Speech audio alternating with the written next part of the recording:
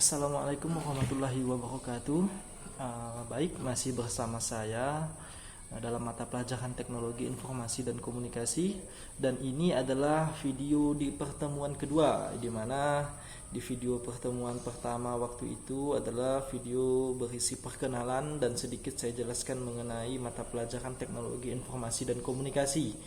Nah, untuk video pertemuan kedua kali ini bisa dikatakan adalah lanjutan dari penjelasan saya yang ada di video pertama waktu itu, mengenai teknologi informasi dan komunikasi. Nah, saya harap kalian untuk pertemuan kali ini kalian dapat mendengarkan dengan baik, memahami apa yang saya sampaikan. Nah, di sini untuk pembahasan kali ini yaitu mengenai peralatan teknologi informasi dan komunikasi, di mana dengan alat tersebut kita dapat menyampaikan sebuah informasi dan berkomunikasi. Nah, waktu di video pertemuan pertama waktu itu sudah saya jelaskan apa itu teknologi informasi dan komunikasi. Nah, kali ini kita membahas mengenai alatnya. Nah, jadi ini dibagi menjadi dua. Yang pertama adalah peralatan teknologi informasi. Nah, di materi di buku kalian nanti bisa kalian lihat bahwa peralatan teknologi informasi itu dibagi menjadi 6. Yang pertama itu adalah komputer. Yang kedua adalah radio. Yang ketiga adalah televisi. Yang keempat adalah faxmail. Yang kelima adalah LCD.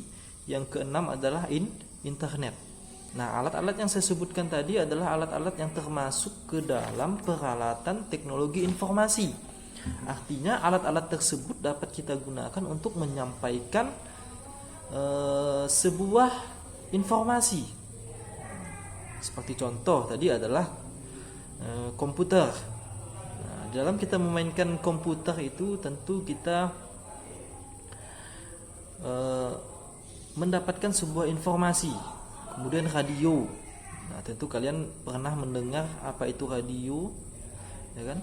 Nah, dengan adanya radio maka kita dapat selalu menerima informasi. Begitu juga televisi, faxmail, LCD, liquid crystal display, atau proyektor. Nah, dengan adanya proyektor maka kita dapat melihat informasi yang ditampilkan lewat proyektor tersebut. Nah, dengan layar yang cukup besar. Kemudian internet. Nah, jelas internet ini adalah bagian dari peralatan teknologi informasi. Dengan adanya internet tentu kita secara bebas dan lebih luas lagi untuk mengakses sebuah informasi. Nah, kemudian yang kedua, peralatan teknologi komunikasi. Nah, ini adalah peralatan teknologi komunikasi. Yang pertama adalah telepon. Yang kedua adalah handphone. Yang ketiga modem. Yang keempat satelit. Yang kelima telegraf. Nah, alat-alat yang saya sebutkan tadi adalah alat-alat yang termasuk ke dalam peralatan teknologi komunikasi. Artinya dengan alat tersebut kita dapat saling berinteraksi dan berkomunikasi. Seperti halnya telepon, handphone. Nah, ini memiliki fungsi yang sama, cuman bentuknya beda. Kalau telepon itu menggunakan kabel aksesnya, kemudian kalau handphone itu lebih mudah, atau handphone ini bisa dikatakan telepon genggam yang mudah kita bawa kemana-mana. Nah, fungsinya sama, yaitu adalah untuk berkomunikasi. Nah, beda kalau zaman sekarang, HP pada zaman sekarang, handphone, nah itu kegunaannya sudah banyak sekali, bukan hanya untuk berkomunikasi. Nah, tapi bisa kita gunakan juga untuk hal-hal yang lain. Kemudian modem, satelit, telegraf. Nah, itu termasuk ke dalam peralatan teknologi komunikasi. Jadi dibagi menjadi dua peralatannya, yaitu peralatan informasi, teknologi informasi, dan peralatan teknologi komunikasi. Nah, jadi saya harap untuk peralatan teknologi informasi dan komunikasi ini kalian dapat membedakannya. Mana peralatan teknologi informasi, mana peralatan teknologi komunikasi. Nah, intinya adalah bahwa peralatan teknologi komunikasi ini adalah kita dapat saling berinteraksi dengan alat tersebut. Nah, baik, kita lanjutkan materi untuk di pertemuan kedua kali ini. Nah, setelah saya jelaskan tadi mengenai teknologi informasi dan komunikasi, peralatannya. Kemudian untuk selanjutnya adalah kita membahas mengenai etika penggunaan teknologi informasi dan komunikasi. Etika. Nah, etika ini bisa dikatakan adalah adab, perilaku, kemudian cara kita di dalam menggunakan peralatan teknologi informasi dan komunikasi. Nah, maka ini perlu ya bagi kita untuk berperilaku baik ya, di dalam menggunakan peralatan teknologi informasi dan komunikasi ini. Tujuannya adalah agar kita tidak salah gunakan. Tidak salah gunakan. Kalau kita punya peralatan misalkan HP, kemudian laptop, nah itu peralatan-peralatan teknologi informasi dan komunikasi seperti itu tidak kita salah gunakan.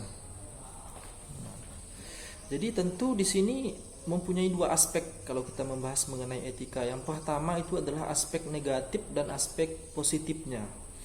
Nah, jadi dari peralatan teknologi informasi dan komunikasi itu untuk aspek negatifnya tentu banyak sekali. Ya, kalau kita tidak tahu cara menggunakannya, kalau kita tidak dapat mengendalikan diri kita, nah maka bisa saja kita menggunakan peralatan tersebut ke sisi yang negatif. Contohnya adalah misalkan di dalam hal kita bersosial media, ya kan, kita gunakan hal-hal ke sisi yang negatif seperti kita menyebarkan berita bohong atau hoax, kemudian kita melakukan penipuan terhadap orang lain. Nah, kemudian kita melakukan pembajakan atas karya cipta orang lain. Nah, itu adalah sisi negatif yang dapat kita lakukan. Ya, kalau kita tidak dapat mengendalikan diri kita, nah maka itu bisa saja kita lakukan. Nah, kemudian untuk sisi positifnya, nah ini banyak sekali tentu sisi positif dari peralatan teknologi informasi dan komunikasi. Salah satunya adalah ya seperti ini, kita dapat melakukan pembelajaran jarak jauh. Jadi walaupun kita tidak bertatapan muka dan memang kita diharuskan untuk belajar jarak jauh secara online seperti ini, nah maka peralatan tersebut dapat kita gunakan. Ya kan? Kalian bisa mengakses informasi, dapat mengakses informasi dari rumah. Ya kan? Nah, seperti ini. Nah, seperti yang kita lakukan sekarang. Nah, kemudian sisi positif yang lain adalah kita dapat mengakses segala macam informasi dimanapun, ya kan? Ya, bukan hanya di negara kita, bahkan di negara lain. Nah, baik itu informasi dari segi apapun itu bisa kita akses dengan adanya internet. Nah, kemudian sisi positif yang lain saya berikan contoh satu lagi, yaitu adalah di mana peralatan teknologi informasi dan komunikasi ini bisa juga kita gunakan untuk berbisnis. Contohnya adalah berdagang, berjualan secara online, dan banyak kita jumpai, ya kan, aplikasi-aplikasi e-commerce atau aplikasi jual beli pada masa sekarang yang tidak perlu saya sebutkan aplikasinya, di mana kita sebagai pengguna itu menjadi lebih mudah untuk melakukan, untuk berdagang ataupun untuk membeli secara online. Maka itu adalah segi positifnya, dan mungkin banyak lagi segi positif yang lain yang dapat kita jumpai atau kita rasakan. Nah, kembali kita kepada etika penggunaan teknologi informasi dan komunikasi ini, bahwa etika ini kembali lagi kepada diri kita, bagaimana kita menjaga diri kita agar kita terhindar dari hal-hal yang negatif. Nah, contohnya adalah bagaimana kita bisa terhindar dari konten-konten yang kurang baik yang biasa kita lihat di internet. Bagaimana kita bisa mendapatkan informasi yang benar, ya kan? Bagaimana cara kita untuk berkomunikasi dengan teman kita. Nah, maka aturan-aturan ini perlu kita jaga. Cara-cara yang baik ini perlu kita jaga, bukan hanya saja kita seperti halnya begini, kita berkomunikasi atau berinteraksi di dunia nyata seperti ini kan, tentu kita perlu yang namanya etika kan, agar kita nyaman di dalam berinteraksi atau berkomunikasi dengan teman yang lain. Begitu juga kalau di dunia maya, maka etika ini perlu kita jaga agar kita dengan teman kita, dengan orang lain itu dapat merasakan kenyamanan di dalam menggunakan peralatan TIK. Nah, jadi itu adalah etika di dalam penggunaan teknologi informasi dan komunikasi. Maka saya harap untuk etika kalian di dalam menggunakan peralatan tersebut saya harapkan untuk dijaga dengan baik, ya, agar tidak merugikan orang yang lain.